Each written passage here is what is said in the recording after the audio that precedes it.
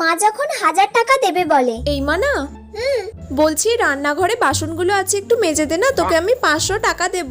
ঠিক আছে, 500 টাকা দেবে তো? ঠিক আছে, আমি এক্ষুনি গিয়ে মেজে দিচ্ছি। বাসন মাজা হয়ে গেছে?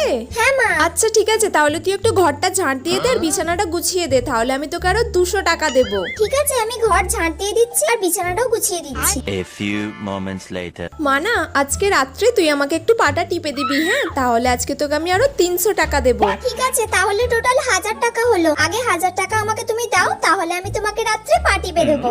এই নে ধর। 1000 টাকা। A few moments later. মাসি ফোন করছে, তার মানে নিশ্চয়ই মাসি বাড়ি পৌঁছে গেছে। হ্যালো, হ্যাঁ মাসি বলো। বাড়ি পৌঁছে গেছি আমি, আর তোর মায়ের হাতে 1000 টাকা দিয়েছিলাম, ওটা দিয়ে চকলেট কিনে খাস। তুমি আমার জন্য মায়ের হাতে 1000 টাকা দিয়ে গিয়েছিলে? মাসি মাকে 1000 টাকা দিয়েছিল আমাকে দেবার জন্য, আর মা সেই 1000 টাকার বিনিময়ে আমাকে এতগুলো কাজ করিয়ে নিল।